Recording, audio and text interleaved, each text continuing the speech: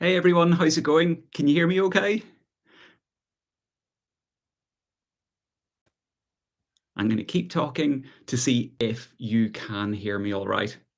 And what I've realized is in the meantime, I have not set up my camera correctly. So I'm going to keep going and I'm going to wait and see if you guys can hear me. Brilliant, you can hear me. And I'm going to see if I can flip across my camera. Give me 1 second.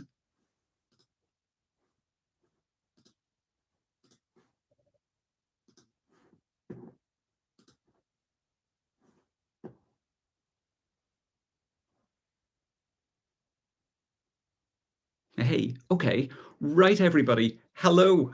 So this is the first time that I've done something completely wrong on my channel, which is that I normally have my camera, which is set up over there working.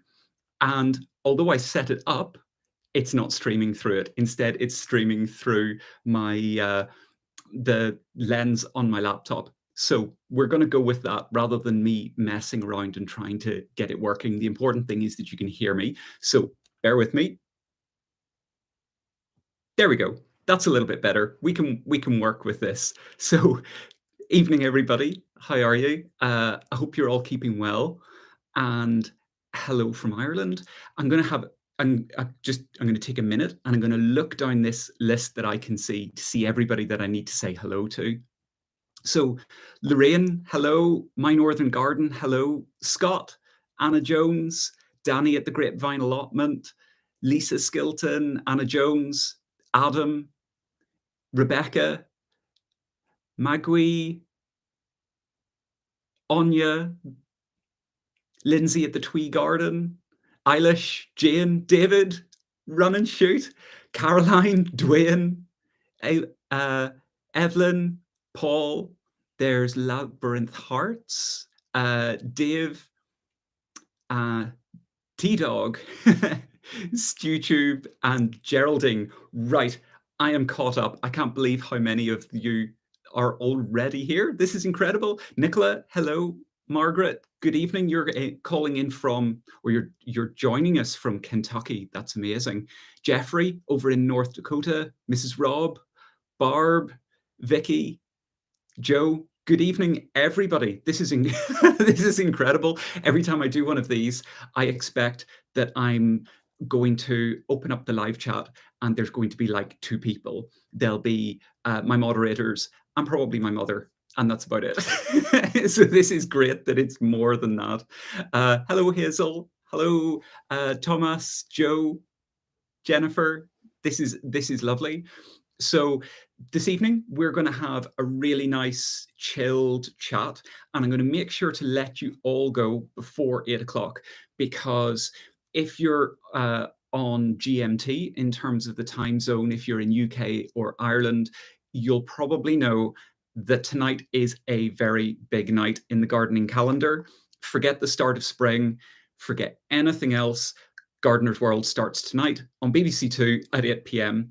And I can pretty much guarantee that none of you will thank me for cutting over the top of your Gardener's World time. So we'll have a chat. We're all going to get into the mood for some gardening.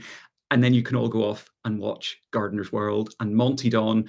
And it's the start of a whole new year of Gardener's World, which is just brilliant. For me, it's always something I kind of love. I kind of find that when Gardener's World finishes at the end of the year, I always feel a little bit disappointed. And when it starts again, it kind of feels like that's it. It's official. Gardening is starting again. So it's happening and I'm delighted. So I'm going to say another hello to people. There's Hazel Manship. Hello, Jennifer, 3MMAMH. Oh, complicated username, but hello all the same. Beatrice, PA Farm Boy, Shady Shauno. Oh, Neve. Hello. And Dave. Hello, everybody. We've got 63 people on. This is fantastic. And of course, we have got a very brilliant moderator on at the moment. And in fact, we're going to have two very brilliant moderators on this evening. Liz is going to be with us for the first half hour. You all know Liz Zorab. And then after that, it's going to be Tony Stevens, and they're both going to be making sure that you have a nice, relaxed evening. They're going to be helping me out by looking after all of the chat, helping you get your questions through to me so that I don't miss anything, and also just making sure that everything stays nice and chilled in the chat so that you can have a nice evening. And so say hello to them. And as Liz has written in the comments, if you have a question for me, if you can write it in uppercase letters, don't worry, I'm not going to think that you're shouting. It just makes it really easy that if you have a specific question, it's easier for me to spot, and then I can make sure to get it answered for you. So I'm going to have another look down and see who else is here. Jagoose, hello. And Christina is here. Oh, this is lovely. This is lovely. Liz says she is shouting. Okay, so I will expect that none of you are shouting when you're in uppercase, except for Liz. She's shouting. So I can see that there's 68 people on at the moment. So hello to all 68 of you.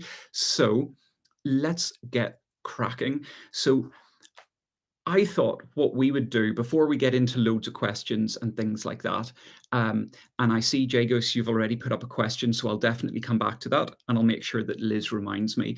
So when I was setting up to do the live this evening, I went out about half an hour ago, 45 minutes ago, and I had that realization. Do you know that realization that you think that spring is coming? I've had that over the last few days, but this evening particularly, because I feel as soon as sunset is after 6 o'clock in the evening, it makes all the difference. Now, I know that depending on where you are in the world and what your latitude is, this may not be a big deal. But if you live in an area like I do, like in Ireland, we have big seasonal variation in terms of light and dark.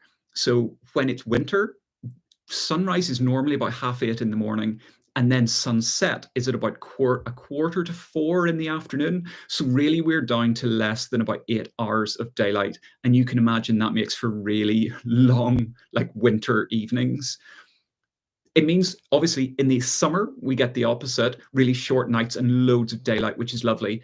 But around now, once the daylight just stretches past 6 o'clock, it feels like spring's happening, and it is so lovely. And it's amazing to see the difference even from just the last couple of live videos that I've done with you and what I've been talking about to what's going on in the garden now. And when I went outside, we've had quite a wet day, but the rain has just stopped, and it was one of those beautifully calm evenings where the ground is wet, everything smells fresh, but there's still just a little bit of light in the air. So I suppose I'm kind of interested, do any of you get that same thing? How many of you have had that so far where you've gone outside and you've gone, oh, spring's happening, spring has started? Let me know in the comments. Is it only me?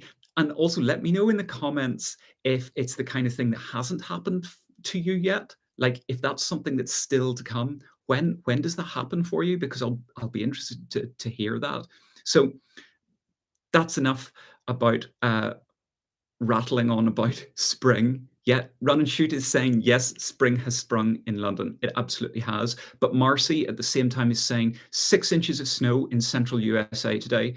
And thank you for this lovely gardening break. It helps me tolerate what should be our last snow this evening. Okay, I really hope that it is your last snow this evening. Fingers crossed.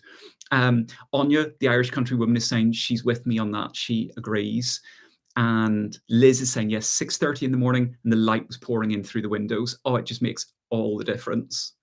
Barb is saying it's snow and cold in New York. I can well believe it. I was in New York, about a month ago, and it was at the tail end of that storm, and there was freezing rain and stuff. It was very cold and not very pleasant. Sarah Ogden is saying it's not just me. You smelt spring in the air. Yeah, absolutely. Hello, Ultimate Garden. Lindsay is saying, yes, today feels like spring in Yorkshire. And Rebecca's saying she's about an hour ahead of me, so it's been dark for a bit, but sunset was 6:26 p.m. Yes, brilliant. Dorothy is saying spring has arrived in Hamburg. Josh is saying not yet for me. We've just got some snow this morning, Ah, yeah. Okay. That's a shame. But hopefully spring's only around the corner for you. Lorraine is saying spring sure has started and the tulips are up in the lasagna pots. Nicola, spring's there. Oh, this is amazing. Um, Danny's saying he's already had that feeling in the greenhouse, that greenery smell when you open the door. Yes, that greenery smell. And actually, you probably all already know this word, but this is a word I absolutely love. The smell of fresh earth when it's wet has a specific word, which is petrichor. There you go. You can have that one for nothing. I love that word. Wow, there's somebody from Sikkim. That is incredible. I haven't visited Sikkim, but I've read up quite a lot about it. And you're saying that spring has already arrived. Brilliant. Yes. Elik J is saying it was when the first bluebell started. Stew Chew, dry in Glasgow today, still soggy around. Yeah. Jan is saying it hit me today after work. Lots of buds swelling in the garden. Not just the Japanese maples now. Yes. Anna Jones, it's in Northumberland. This is fantastic. Like I'm looking all the way down and it's, yeah, spring's here, spring's here, spring's here. This is brilliant. And I'm sure you're feeling the same as me, that it brings a feeling of hope and optimism. And it helps boost your energy a little bit to get out in the garden and get stuff done. Um, Anna's saying spring here in Worcestershire. Yeah. Wow, Jeffrey, you've still got 6-foot snow drifts in North Dakota, and spring will come in May. Okay, yeah, you've got quite a bit to wait. Daylight savings begins this weekend. Yeah, we've got daylight savings starting in a couple of weeks' time. And Lorraine is saying daffodils everywhere, a double rainbow today. Spring is in the air. This is just fantastic. So let's all use that energy now, I think, to get through until summer is properly here and we can really enjoy things. Now, I'm going to ask you all a little bit of a favor, if you don't mind, which is if you can go and hit the like button.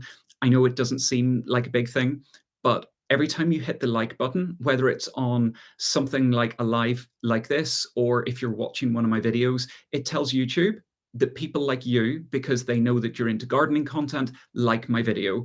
And then when that happens, YouTube will tell other people. And basically, it's a really super quick, super easy way to help me and the channel grow. So if you get a chance, hit that like button for me, and we'll see how high we can get that like count within an hour. It's going to be absolutely brilliant. So thank you.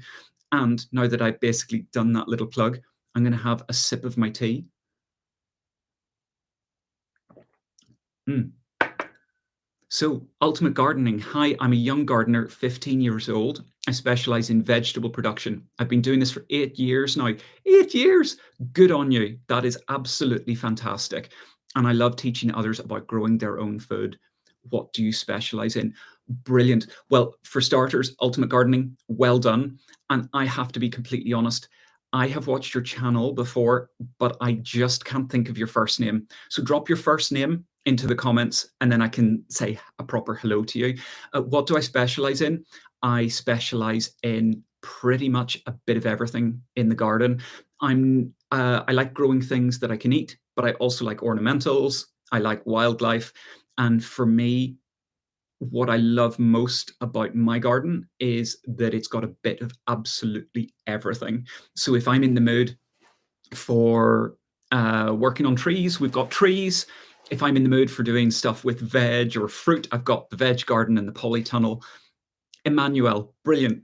There's your name, Emmanuel. Thank you. So I like having a little bit of every single thing. So that probably makes me a jack of all trades and a master of none. But you know what? I can live with that. That's all right. Yeah, Lorraine is saying I like to give everything a go. I do. And actually, that's what I really try and make the channel to be. So I'd be interested to see what you think about exactly the way I do my channel. So the idea, what I try and get across is that it's meant to be ideas and inspiration, so that I can give you some how-tos and share a bit of my knowledge But at the same time, some of it is also just giving you the inspiration to have a go at things yourself, because I don't have all the answers, and there's no point in me saying that I have all the answers when actually sometimes what you need is to see someone else having a go at something and just going for it. So hopefully you all enjoy all of that. So um, really, I suppose I'm going to give you a quick update on what I've been doing in the garden recently. Um, my big thing now is getting this place set up for the year to come. One of the things that I was doing over the last couple of days is working around the garden and cutting back our perennials. We have some perennials, we have grasses, and we have ferns. And all of those things I tend to leave through the winter rather than cutting them back in the autumn. Um, I do that partly, obviously, because of the biodiversity boost, but also I really like that look of having those kind of skeletal structures around the garden. Even the ferns where the fronds go brown but then collapse, even though they're collapsed, I leave them. So at this time of year that now, when you go and look in amongst, you can see those green shoots are starting again. So I need to cut all of those back. So I've been working my way around the garden doing that, getting that stuff cut back. And it is probably one of my favorite jobs because it's not too hard work. It's instant gratification because you can cut something back in a matter of minutes and you can see, and it feels like you're doing something really useful. So that's kind of been one of my focuses this week. Last week was repairing the door on my polytunnel because we had storms and it blew the polythene off one of the doors at the front of the polytunnel and one of the doors off the back. And I left it for about a week or 10 days before I fixed it. I was really lazy. And then I made the mistake of telling Liz Zorab that I hadn't fixed my polytunnel. And she won't mind me telling you that she basically threatened that if I didn't fix it that day, she'd put it on Instagram that I hadn't fixed my polytunnel. So I had to go and fix it. So that was a job in itself. Hello to everybody that's joining me. If there are people that have said hello and I haven't had a chance to say hello, I know that Liz is keeping up with that as well. But apologies if I haven't said hello directly to you. But welcome to the chat. It's really nice to have you here, and thank you for joining. And actually, while I'm on it, and I'm going to ask Liz to kindly put the link into the chat down the side. I've made a dedicated Patreon video that went out yesterday. It's my very first Patreon video for my Patreon community. And it was all about cutting back the perennials and the ferns and the grasses and getting everything, particularly in the front garden, going. What I'm doing now is that obviously I have my main YouTube channel, but I also have my Patreon community. And I won't go into it. There's a whole load of benefits that if you go across to Patreon, you can see. It's €3 or the equivalent every month. I'm trying to keep the price small just so that it's easy for you to join without it being really expensive. But at the same time, it's a really nice way of directly supporting me as a creator and the channel. And what I now do is I now do a monthly video, which isn't as produced. It's really more just like having the camera set up and I'm having a chat. It's a little bit longer form. I'm chatting while I'm working and talking to you about how I'm feeling and all of that. And if you'd like to go and check out that video, go across to Patreon and consider joining. Liz has left the link, but obviously there's no pressure either. So thanks very much. So what I'm going to do now is I'm going to take a break for 30 seconds and I am going to drink some more of my tea. And while I'm drinking my tea, do you want to start asking me some questions? If you've got a question, write it all in uppercase, capitals, and I'll see if I can answer some of your questions rather than me just talking flat out to you. Also, by the way, if you ever see me looking down and I'm not talking, it's because I'm reading. And it's amazing how I'm having to look at you, talk, and read at the same time. And that keeps me very busy. Okay, so Labyrinth Hearts has asked, do you use heat mats or grow lights ever to get a jump start on seed starting? Okay, yes, I do. I have one small grow light, which is about about 40 or 50 centimeters long. It's not very good quality. It was a cheapie that I bought on the internet, but it gets me by. And I also have a heated propagator. I don't have heat mats. I have a heated propagator that my mum bought me when I was about 15. And Emmanuel, who was from Ultimate Gardening there when he was saying about that, I was just thinking that was kind of when I was getting into gardening. So I use a propagator and I use one light, but I only use it for a few things like my chilies. I thought I would show you this. My chilies, I'm always slightly later than other people, but I don't worry about that. My chilies are coming on really nicely. They're under the lights at the minute. Okay, next question. So Thomas asked, how can I get the most out of a small shady courtyard in Wexford, Ireland? Okay, so this is going to sound like a really generic answer, but I do think that it rings true. Go and have a look at other places that have shady corners and really properly look at what they're growing and whether it works, right? So I would split that into two ways. Firstly, go out and have a look in nature. So have a look in forests, ditches, any kind of corner like that you can think of, and you'll see some good ideas. The other thing is go and have a look at some other gardens. Now, you're in Wexford, so I'm trying to think places that would be accessible. Like prime example that I think of, it's in Dublin, but it's a place called Farmley, and it's gardens that are attached onto the side of Phoenix Park. They're free to enter because it's run by the OPW, and that's really good. So I would also have a look at gardens and see what they're growing, particularly because although you can read books about particular conditions, what you can also do is if you go and look locally, you've got a much better chance of them working. What I will also do is I'm going to give Liz a shout out because if you want a little bit of inspiration, Liz is setting up a shady garden and she's already got at least one, if not two videos of her starting to develop that. It might give you some good inspiration. So go across to her channel and look at her developing her small shady garden. I think you're going to find that helpful.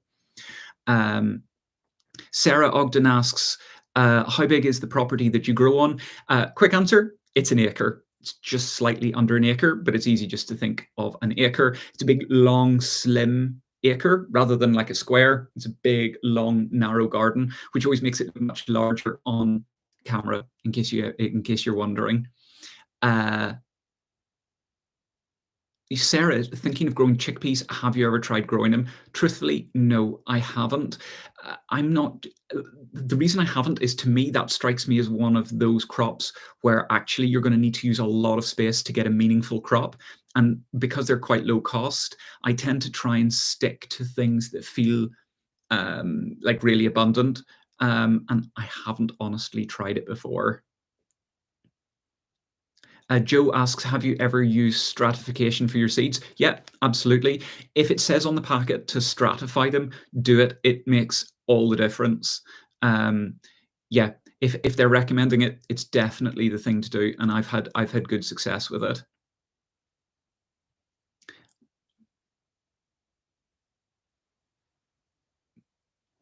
Jennifer's asking, do you open your garden for viewing? No.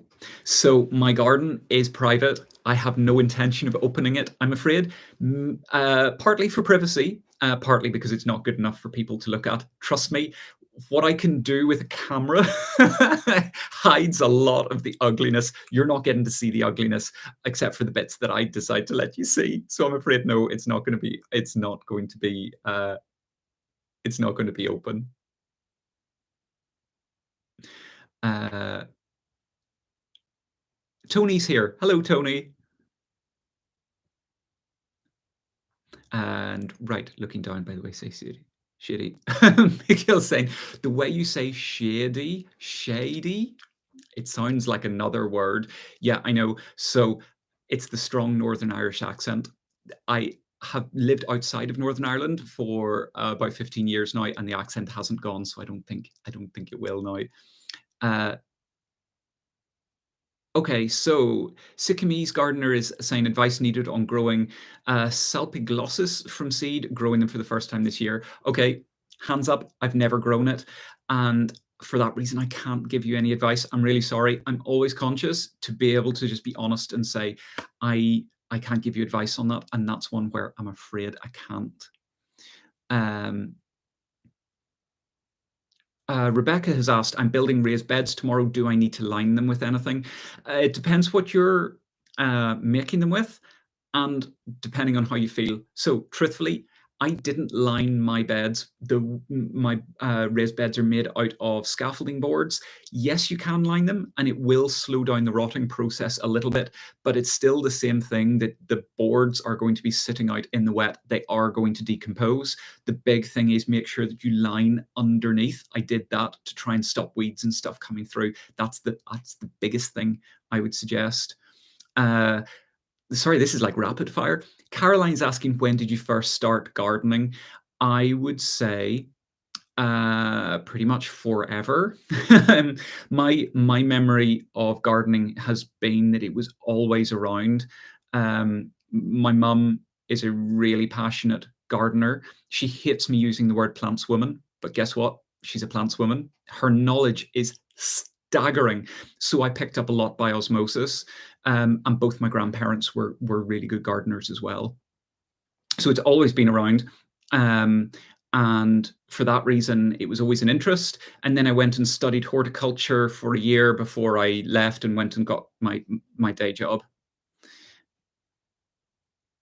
Uh, Sarah also asked, have you been able to encourage new wildlife to visit your garden? New wildlife, difficult question to say yes or no, because we already have a lot of wildlife. And actually, it's really good you ask that. Don't worry, people, I will get to your questions. But I posted on Instagram a couple of days ago. Our frogs have spawned again. So we have the nature pond, and every year we have frogs, and every year we have frog spawn. And I always think it's really exciting. It's like being a kid again, seeing all the little tadpoles. But the best thing we found is that there's almost no slugs in our garden. And nobody believes me that we barely have any slugs. But truthfully, um, we have no slugs because we have so many frogs. Wherever you go, there'll be frogs and they eat all the slugs. So the way I encourage wildlife in is by providing habitats for things. I've got little bug boxes everywhere, or piles of twigs and canes and bits of logs. And in fact, I made a video in the autumn all about great ways to bring wildlife in. So it's definitely worth having a look at that video because it'll show you all of the things that I'm already doing to pull wildlife in. At the moment, we also have a heron in the garden that is trying to get the frogs. I get it. It's a living thing. And obviously it has to eat, but it's kind of unfortunate. I don't want it to get my frogs. I'm really hoping it doesn't. Okay, so next question.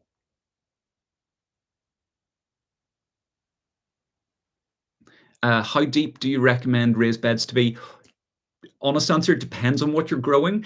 What I've gone with is 9 inches, and I've actually found that that is more than enough for pretty much everything I'm doing. It's 9 inches of soil that sits with a cardboard mulch layer and then on what was basically grass. So technically, it's deeper than that. It'll ultimately go all the way down through the soil, but 9 inches seems like a 9 inch raised bed seems to work well for what I need out of my veg garden. Mariki, I hope I'm pronouncing your name right. Do I need to buy special potatoes, i.e. seed potatoes, to grow, or can I just use them from the grocery store?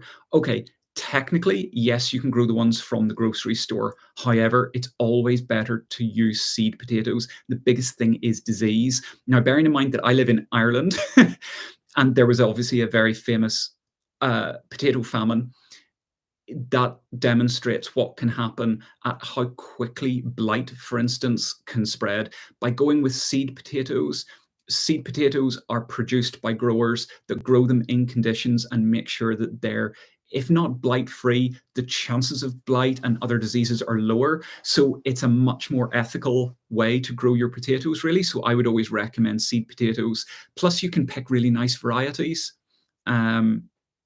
Right, next, Pete is asking, have you grown stevia? No, I haven't. We've covered the raised beds. Tony's saying, my nan was in her late 70s and she still had a strong Northern Irish accent despite being in the UK for over 50 years. Yeah, absolutely. This accent, it ain't going anywhere. um, right. I'm going to keep going down. Oh, Brampton Gardener's here. Hello. How are you doing? Uh, yes. Someone else has put a wildlife pond in and they're glad to know that that should help. That's, yeah, I really think having a wildlife pond is a fantastic thing to do. Um, it really does help produce a whole load of wildlife and biodiversity that's going to help balance your garden out. Right, that's Liz heading off. Thanks, Liz. Thanks for looking after the live chat for the last half hour. That's so good. Thank you. Yeah, there's a very interesting comment from somebody. HB has said, in Norway, it's illegal to not use seed potatoes. Check legality, if not ethics. I actually really like that point because I can only speak from my own personal experience, but this shows just how international the spread is of subscribers and people in this community. Definitely check the actual situation. Oh, I don't know if you can hear that. Those are my dogs. My dogs are barking away. Bless them. Heidi is saying, sorry, but can't seem to get frog spawn yet. We have seen frogs, but help. Okay, give them time because they're going to want to establish themselves in the environment. The other thing is have a look online at exactly the kind of environments in the pond that your frogs are going to like. And if you replicate those, it tends to happen quite quickly. The other thing that I tend to know about frogs is that they have a tendency of spawning in places that you don't expect. So you could create a perfect pond and they won't go there, but they will if you've left an upturned large dish somewhere. It just seems to be the way.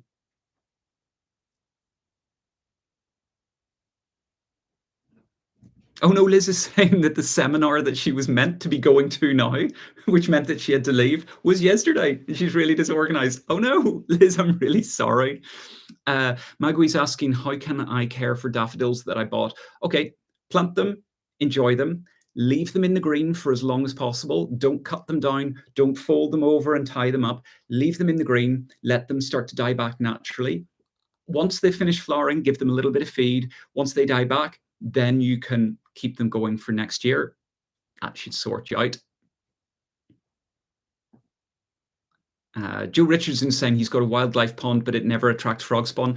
I know it's one of those things, and I think it's that thing with wildlife, which is all you can ever do is do your best, provide the conditions, and then it's going to be up to the wildlife to choose. You could find that they're spawning literally next door. You just never know. The main thing, though, is that you've provided the conditions. That's the best thing that you can do. Doing that is just really useful.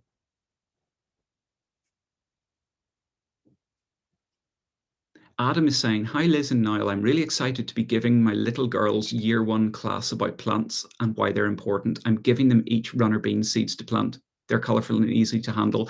They are, and that's going to be fantastic. Great, Adam, that's really good.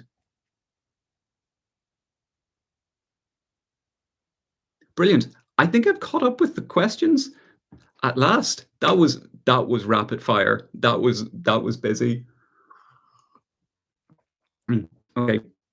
You would not believe how difficult it is to keep talking non-stop for half an hour.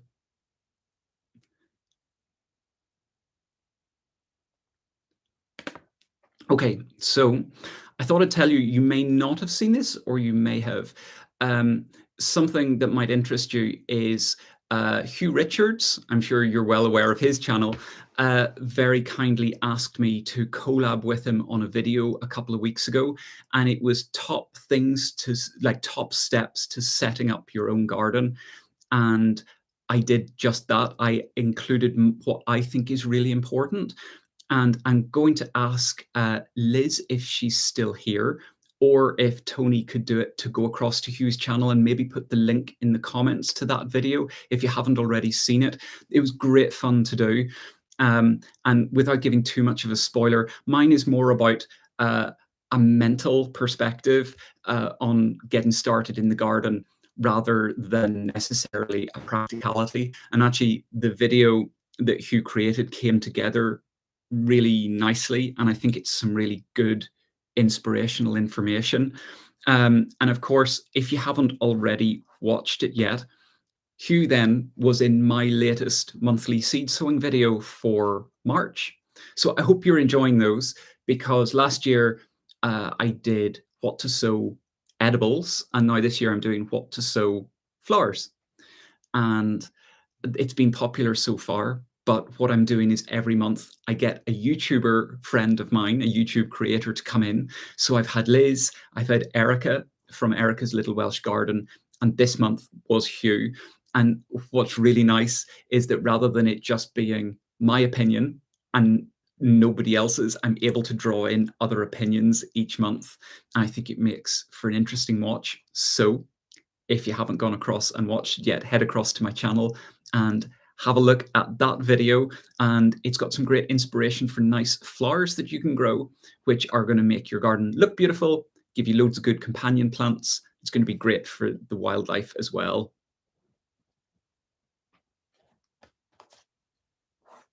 Right. Labyrinth Hearts has asked, do you keep a journal of what you've planted, when, and how they did? Okay, so this is going to be another chance for Liz or Tony to link my video. I do keep a journal, but I journal in two different ways. Yes, I have a paper journal, and I do note some things down. Uh, but the big thing that I do is I take 5 seconds of video every single day. Now, I take 5 seconds of video regardless of, you name it, I will take a video of it. Um, like for instance, I can even show you straight away that on the 4th of March,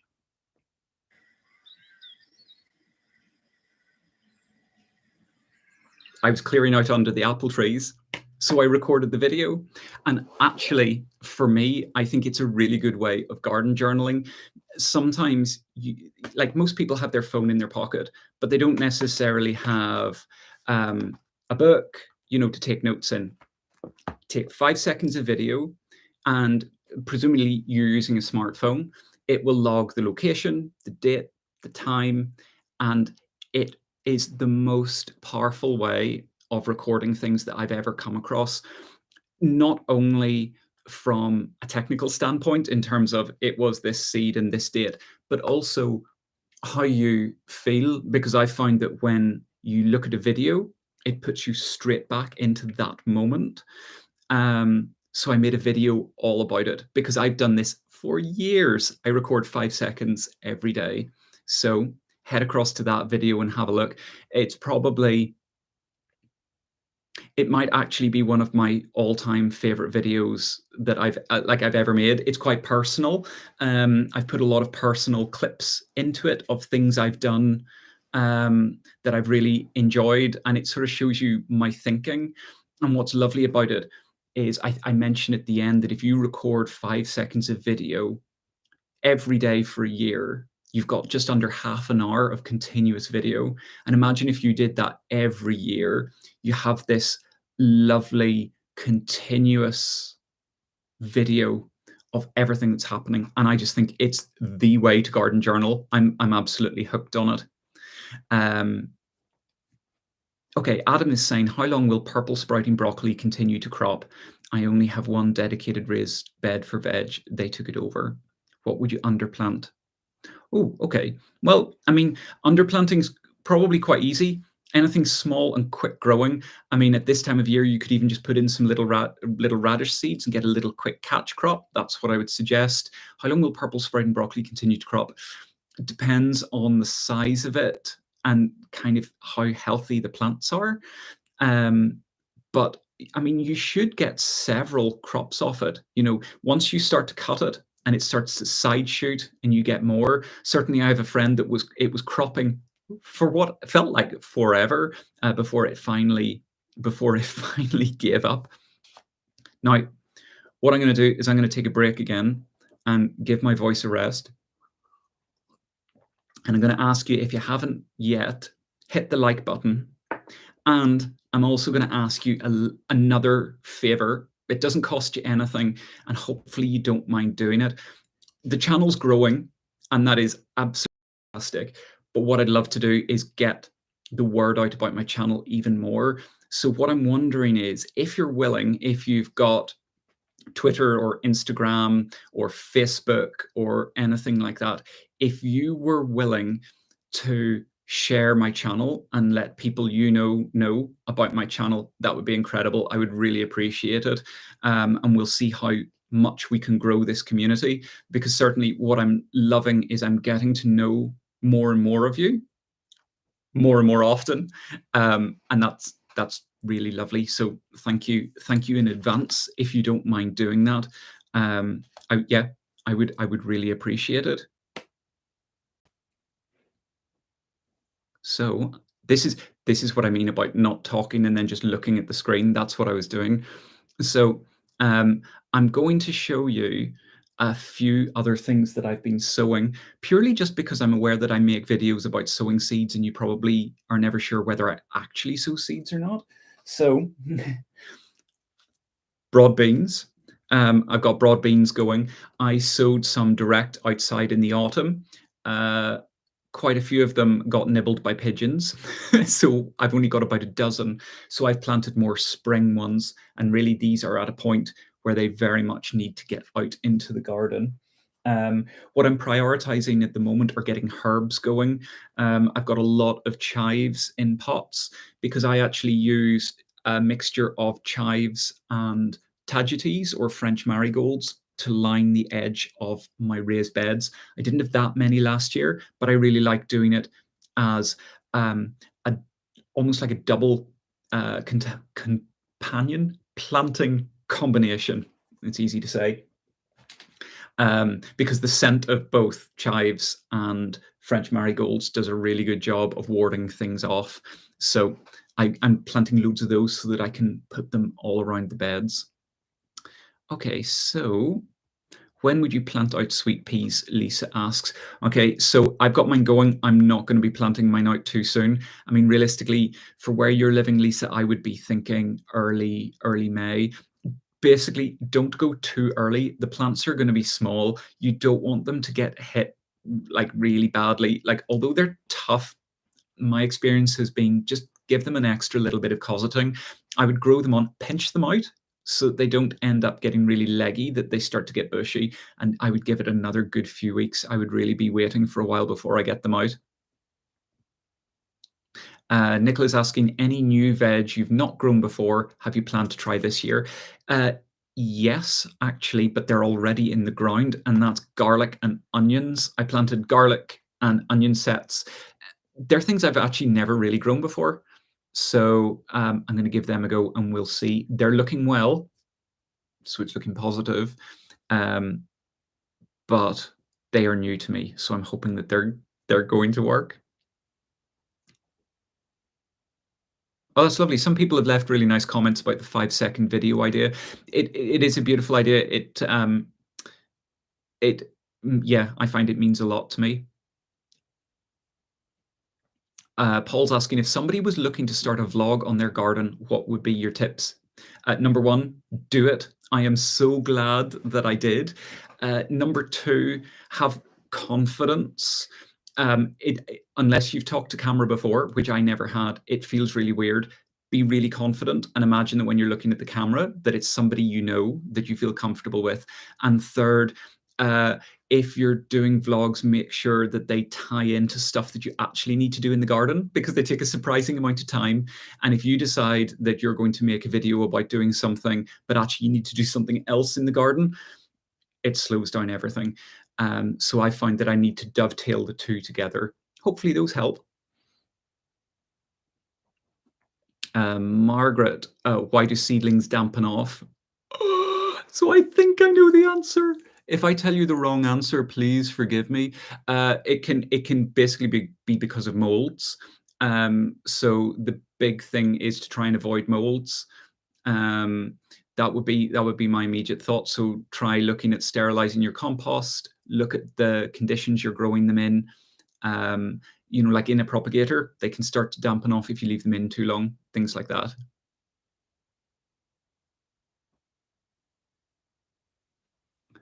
Have I ever done hugel gardening? No. Sorry, PA Farm Boy, I have not.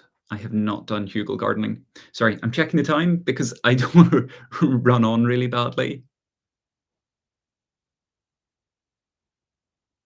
Oh, there's an interesting one. So Michael has asked, do I buy all of my pots or do you have some way to get your hands on them? I always reuse plastic pots, but don't really want to buy them separately. Okay, so um, I was given a lot by a relative, and I tend to get them off people that want rid of them. So I've never really bought pots, and I do make sure to reuse them because actually all it is a little bit of inconvenience to either brush them out or clean them and keep them, and the collection builds from there. Anna Jones, any tips for growing celeriac? Nope. Sorry, Anna. I've never grown it. Um, and for that reason, I can't give you any good tips on it. Um, I'm really sorry. Rebecca Delby, have you ever used the winter sowing method? Mm, yeah, kind of. Because I know what you're talking about, but I tend to try and keep things simple, particularly in the winter, because my motivation can dip down a bit. So I tend to grow things that are just really tough and get them in early, and then let them grow through the winter. Ah, brilliant! Tony has answered the celeriac question. Thank you, Tony. You're a lifesaver on that one. There's Marie Sosad is saying that she started doing a video every week of her seed sowing and that she's found it's been good for her well-being. Brilliant. And Rebecca has answered Anna Jones's question on celeriac as well. Super. And so is Liz. This is brilliant. And this is actually what I love about doing these live chats is that as much as I'm sitting in a room on my own, I'm kind of not because I've got you all here and you're able to share information, which is which is absolutely fantastic. Um, there's AJ's green thumb. Hello. Thanks for joining. Um, Yeah, that's great. I'm just catching up on all of your comments. This is lovely. Again, I'm always amazed at how many people are here at one time and all of the things that you're saying. Um, so what I will ask you to do now, because we've got about 10 minutes to go.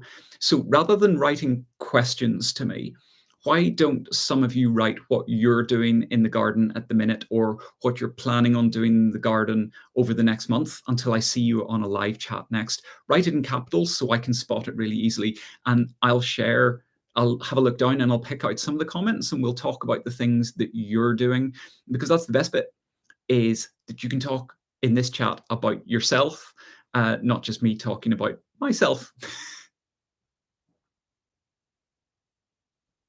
And while you're doing that, Julia has asked, could you please talk some more about pinching out the seedlings at what stage and which plants? Okay, so really any plant that you want to have a bushy habit, you're going to want to pinch out. So I'm just going to give an example purely because it's really clear to see. So say you have a plant like this. This is a broad bean, but you want it to bush out. Well, this is the growing tip. And that's obviously going to continue growing. And plants are dominant. They have what's called apical dominance, where they always want to grow up. But actually, what you want is for them to bush out. So by pinching them out, by removing that tip, you're going to encourage the side shoots to grow instead. So plants like you heard me mention sweet pea, you can do it with broad beans, all sorts of plants where you want them to bush out. Pinch that tip out, and that's it. It should work nicely for you. Okay, so Lisa, you're growing apples and pear trees from seed. That is cool. That is very cool. Fair play. Uh, Vicky is saying, I want to plant summer flowers, but it's still too cold in Ireland. When can I start planting? Although it's cold, Vicky, there are a few things you could get going. You could buy yourself some lily bulbs. Spoiler, that's what my video is going to be about on Sunday. You could buy some lily bulbs and plant those. You could also look at hardy annuals. They're things that even though it's cold at the moment, you can get them started and they'll work nicely for you. Labyrinth Hearts is saying I've been propagating coleus from cuttings. Wow, very good. Alec is saying getting ready to put in my first raised veg bed. Oh, fantastic! That's good. As someone that built raised beds, um, I totally am with you on that. That's going to be cool. Liz is saying I'm planning tasks for a friend to do when they visit by their farm. Well, I wonder who that friend is. I might be going to see Liz again soon. I'll keep you posted on that. More details to follow. Potting up lupins. Nicola is planting 100 rose bushes, potting on patio trees into bigger pots, and loads of seeds. Lorraine is planting apple trees. Christian's spreading wood chip. True You Lifestyle, I'm planting verbena, snapdragons, Mexican fleabane, red valerian. Wow, brilliant. What a selection. That is cool. Joe has ordered bare root strawberries. Lovely. I adore growing strawberries. They're so easy. And no, you have not gone over the top. Have as many as you want. You will never, ever regret having too many strawberries. Worst case, plant them in different places, harvest them, give them away to people. You'll never regret it. Eilish planted out some broad beans today, divided some perennial plants. Brilliant. Very good. Someone else is saying so many seedlings. Yeah, yeah. Baby plants on windowsills. Tony's saying setting my spuds, planting out about 400 onion sets that I've grown in cell trays and opening up the beds I closed for winter. Busy. Wow, that is good going. Someone else is waiting on dahlias. Jane is starting dahlias. Um, removing most of the lawn. Roth, removing most of the lawn and planting new flowers and vegetables. I'm also planning high beds. Wow, that's cool. That's a real project. Fantastic. That's really good. Jan is repotting bonsai and rebuilding rotten raised beds. Super. Jeffrey, Jeffrey, Jeffrey lives in North Dakota and is a longtime subscriber. And he has said in North Dakota, it's fantasy gardening. Yeah, I can well imagine that it's so cold that you're not getting that much done. Anya, it's a full garden makeover. And that's fantastic. Wow, you are all really busy and you're all putting me to shame. I'm gonna have to start doing some serious work myself to try and keep up with you. This is fantastic. It's lovely hearing everything that you're doing. For me, what I'm going to be doing is I'm going to be finishing the perennials, tidying up some weeding in areas that I'm hoping that if I get them cleared sooner rather than later, that I'll be set up for the year ahead. In my veg garden, I'm planning on changing away from grass paths to wood chip.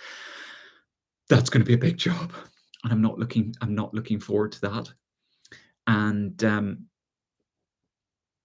those are the main things. That's going to keep me fairly busy. And of course, getting stuck back into getting on top of the grass, getting on top of cutting things back, you name it, loads and loads of stuff happening. So we've got about 5 more minutes before it's time for me to go, so that you can all go and watch Gardener's World. But beforehand, I know that Liz does this, and I think it's a nice thing to do. So if you've got a gardening YouTube channel, or a homesteading YouTube channel, or something like that, and you'd like other people to know about it, now's your chance. Mention it in the comments below, or sorry, mention it in the chat on this side, so that other people can find your channel. Because I know that it's really nice, obviously, coming together. But it's also really nice if you've got a channel and you get the opportunity to have just that little bit of exposure. I know that that's really nice. So while you guys are doing that, Liz is saying, my northern garden says, do you have any tips on dealing with lily beetles? No. So Right. I'm gonna dodge this question because I'm gonna say no, I don't. And it's because I have always been very fortunate in how many pests I have in terms of how few pests I have. And that's not a brag, it's just the way it's worked out. I haven't really had lily beetle problems. So you will doubtless all correct me. My immediate thought is manual removal, picking them off or rubbing them off. Sometimes that's really the only thing. But outside of that, I am more than happy for you guys to put comments and not only answer the question, but tell me as well, what tips do you have? There you go. AJ's green thumb is mentioning their channel. Very good. That's fantastic. And I'm looking down to see what else I need to talk about because it's been a very busy few weeks. Yep. Nicola's saying, lily beetles, cup underneath them as they drop, catch and crush, rub off grubs. There you go. My northern garden saying they ruined my lilies. I did pick them off last year, but there were so many of them. Yeah. I do hear your pain on that, and especially if you're obviously taking the stance of not using pesticides, which I completely agree with, obviously, it can make jobs like that really awkward because getting on top of pests and diseases can be really difficult. So yeah, I'm growing a lot of lilies this year. So you may be hearing from me later on in the year going, I've got terrible lily beetle problems. So yeah,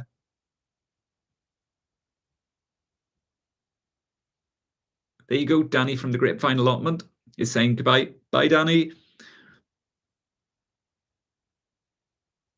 Yeah. Lorraine is saying put a tissue underneath, shake them off, and then she's sorry to say kill them. Yeah, that's fine. Heidi, you got to go. Will's playing green side up. Go for it. Don't let me make you miss the rugby. It's too good. So we're nearly running out of time, and I'm going to close down this live chat before 8 o'clock so that you all get a chance to put on the kettle or put on the TV and watch what you want to watch.